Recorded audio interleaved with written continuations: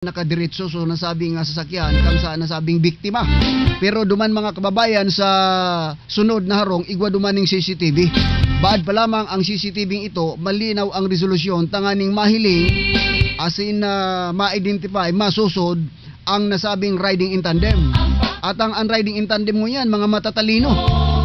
Maliban sa naka full face na kunyan yan, helmet, naka face mask pa, mga kababayan, kadaklang ka naka-jacket, bakong black ang jacket ka yan, basta medyo dark jacket, yun ang mga riding in tandem.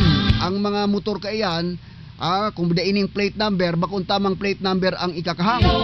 May mga sticker yan, tataranggalon para mahalian ng mga anuman na klaseng pwedeng susudan, ng mga indikasyon or identity ng sarong pigagamit na sasakyan. Kaya dakulang challenge po ini sa tuyang kapulisan. Mga kababayan digdi po sa probinsya kan Catanduanes, dai pangani ning lead, dai pangani ning linaw, dai pangani ning update kaso nangyaring robbery sa residensya ni elect Congressman Leo Rodriguez.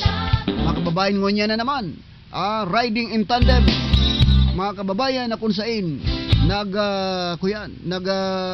sabi nga ning buhay ang nawara na naman sa rong 43 anyos kisuod ma. So kapamilya ninda day maako day matanggap grabing hibi, ramdam ta ang kulog kasi idang na mamatayan kan sa indang mahal sa buhay na binawian in buhay sa murang edad, asin sa nasabing pagbawi ning buhay mga kababayan ipinaagi pa sa salang kapaagihan.